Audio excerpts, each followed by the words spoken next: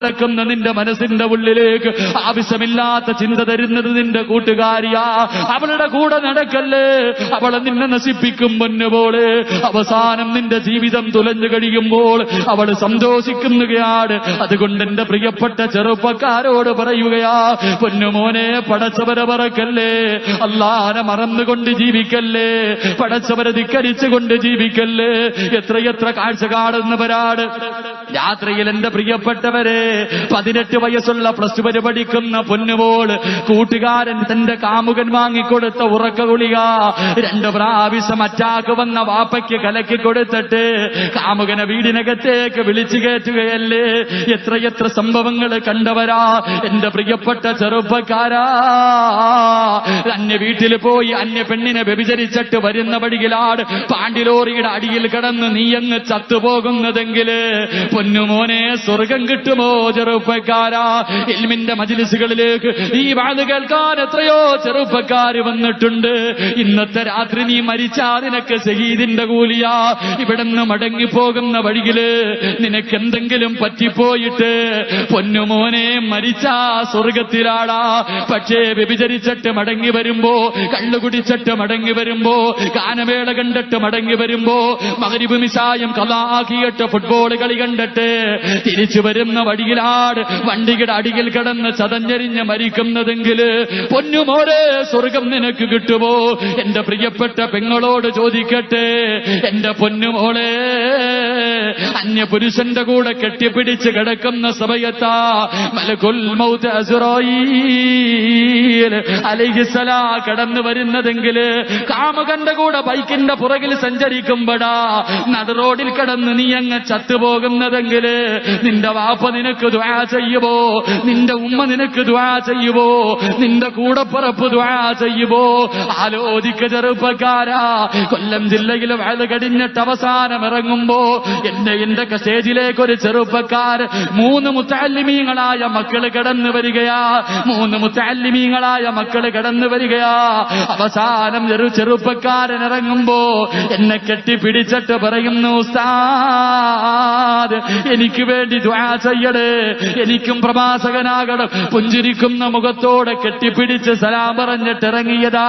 അടുത്ത വീട്ടിലിരുന്ന് ഭക്ഷണം കഴിക്കുമ്പോ ഒരു സംഘാടകൻ ഓടി വന്നിട്ട് പറയുന്നു, ഉസ്താദ്, ആ 3 മക്കൾ സഞ്ചരിച്ച ബൈക്ക് ആക്സിഡന്റിൽ പറ്റി അതിലൊരു കുട്ടിക്ക് സീരിയസ് ആണ്. എവിടുള്ളവനാണെന്നറിയില്ല.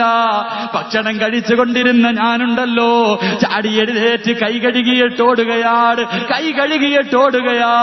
എന്റെ പ്രിയപ്പെട്ട ചെറുപ്പക്കാരാ, പുഞ്ചിരിക്കുന്ന മുഖത്തോടെ സലാം പറഞ്ഞ് ദുആ ചെയ്യണേ എന്ന് കൈപിടിച്ച് കെട്ടിപ്പിടിച്ചിട്ട് പറഞ്ഞ ചെറുപ്പക്കാർ അതാ കൊല്ലം മെഡിസിറ്റിയിലേക്ക് കടന്നു ചെല്ലുമ്പോ ഐസിബിനകത്തേക്ക് കൊണ്ടോടുകയാ.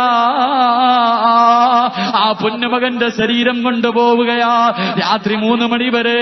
എവിടെയാണ് വീടെന്നറിയില്ല, അവന് ബോധമില്ല, കൂടെ വന്നവർക്ക് പരിചയമില്ല. അവസാനം ഫോൺ നമ്പർ കണ്ടുപിടിച്ചിട്ട് നാട്ടുകാരെയും അവന്റെ വീട്ടിലറിയിക്കുകയാണ്. വെളുപ്പാകാലം 3:30 ഡോക്ടർ വന്നിട്ട് പറയുന്നു, ഉസ്താദ്, അറിയേണ്ടവരെ അറിയിച്ചു കൊള്ളുക, ഇനി ഞങ്ങൾക്കൊന്നും ചെയ്യാനില്ല. എന്റെ പ്രിയപ്പെട്ടവരെ, ബൈക്കിൽ നിന്ന് താഴെ വീണിട്ട് തലയടിച്ചിട്ട് അതാ തലച്ചോറിൽ ബ്ലഡ് ക്ലോട്ടായിരിക്കും. രക്ഷപ്പെടുത്താൻ ഒരു വഴിയുമില്ല.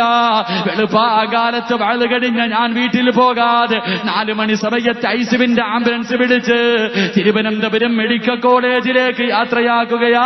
തിരുവനന്തപുരം മെഡിക്കൽ കോളേജിലേക്ക് യാത്രയാക്കിയിട്ട് പുറകിൽ ഇങ്ങനെ വണ്ടിയിൽ വരികയാണ്. 5:30-6 മണിയെത്തി. എനിക്കൊന്ന് മെഡിക്കൽ കോളേജിൽ കയറണമെന്ന് തോന്നുകയാ. അതാ ഹോസ്പിറ്റലിലേക്ക് കടന്നു ചെല്ലുമ്പോൾ ആംബുലൻസിന് അവിടെ കിടക്കുന്നുണ്ട്. എല്ലാവരും അവിടെ നിൽക്കുകയാ. പെട്ടില്ലാത്തത് കാരണം അകത്തേക്ക് കയറ്റുന്നില്ല. എല്ലാവരും കരഞ്ഞുകൊണ്ടിരിക്കുമ്പോ ആംബുലൻസിന്റെ ഡ്രൈവർ മുസ്ലിമായ ചെറുപ്പക്കാരരാ കടന്നു വന്നിട്ട് പറയുന്നു, ഉസ്താദ്, ഓക്സിജൻ തീർന്നുകൊണ്ടിരിക്കുകയാ. ആ പൊന്നുമകന്റെ കാര്യം സീരിയസ് ആണ്, അവസാന സമയമാണെന്ന് തോന്നുന്നു. പറയുമ്പോൾ കണ്ണ് നിറയുകയാ. ആംബുലൻസിനകത്ത് കയറാൻ എനിക്ക് ധൈര്യമില്ല. ആംബുലൻസിനകത്ത് കയറാൻ ധൈര്യമില്ല. മുത്തല്ലിമായ പൊന്നുമകൻ പുഞ്ചിരിച്ചുകൊണ്ട് ദുആ ചെയ്യടേ എന്ന് പറഞ്ഞിട്ട് പോയ ചെറുപ്പക്കാരൻ 16 വയസ്സുള്ള ആ പൊന്നുമകൻ മരണത്തോട് മല്ലടിക്കുകയാ. ഡ്രൈവർ അകത്ത് നിന്നിട്ടിറങ്ങി വരികയാണ്. അവസാനം അകത്തേക്ക് കയറി ചെന്നു. സുബ്ഹാനല്ലാഹ്, വായിക്കകത്തുകൂടെ പൈപ്പ് കുത്തിയേറ്റിയിരിക്കുകയാ. കണ്ണിങ്ങനെ തുറന്നിരിപ്പുണ്ട്. അവസാന സമയമാണ്. അതാ എന്റെ പ്രിയപ്പെട്ടവരെ, ആ പൊന്നുമകന്റെ അടുക്കൽ നിന്നിട്ട് പറഞ്ഞു, മോനെ ഭയപ്പെടണ്ടടാ, പൊന്നുമോനെ ഭയപ്പെടണ്ടടാ. എത്ര വലിയ ഭാഗ്യവാനാണ്. ഇൽമു കേൾക്കാമെന്നിട്ട് പോകുന്ന വഴിയിലാ നീ മരണപ്പെടുന്നതെങ്കിൽ നിനക്ക് സുഖതാക്കളുടെ കൂടെയാ, നിനക്ക് ഷഹീദിന്റെ കൂലി കിട്ടുമെന്ന് പറയുമ്പോൾ പുഞ്ചിരിച്ചുകൊണ്ടാ ചെറുപ്പക്കാരൻ അതുവരെ അവൻ അനങ്ങാതെ കിടക്കുകയാ. അവന്റെ കണ്ണിലൂടെ രക്തമിങ്ങനെ താഴെ കൊലിക്കുകയാണ്, കണ്ണുകൾ ചലിക്കുകയാണ്. ആ പൊന്നുമകൻ എന്നെ നോക്കി പുഞ്ചിരിക്കുകയാ. പക്ഷേ ചെറുപ്പക്കാരാ, ആ പയ്യനിന്ന് കബറിനകത്താ, ആ പൊന്നുമോനിന്ന് കബറിനകത്താ. എന്തൊരു ചിരിയായിരുന്നെന്നറിയോ? മോനെ സുഹൃതാക്കളുടെ കൂടെയാടാ, നിനക്ക് ഷഹീദിന്റെ കൂലി കിട്ടുമെന്ന് പറഞ്ഞപ്പോ ആ പൊന്നുമോൻ ചിരിക്കുകയാണ്. കണ്ണ് നിറയുകയാ, രക്തക്കളറ്. കണ്ണിലൂടെ ചുമന്ന വെള്ളമിങ്ങനെ താഴേക്ക് വീടുകയാ.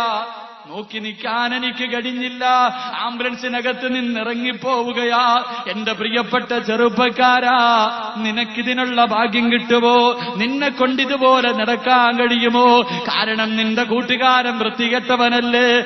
എത്രയോ പെണ്ണുങ്ങളുടെ വീടിനകത്ത് കൊണ്ടുപോകുന്നവനാ, കള്ളിച്ചാപ്പില് കൊണ്ടുപോകുന്നവനാ. വിവാഹം കഴിഞ്ഞ് തിരിച്ചു വരുമ്പോ നടുറോഡില് ജനങ്ങളെ ബുദ്ധിമുട്ടിക്കുന്നവനാ. ഈ കൂട്ടുകാരന്റെ കൂടെ നടന്നാ നിനക്ക് സ്വർഗം കിട്ടുമോ?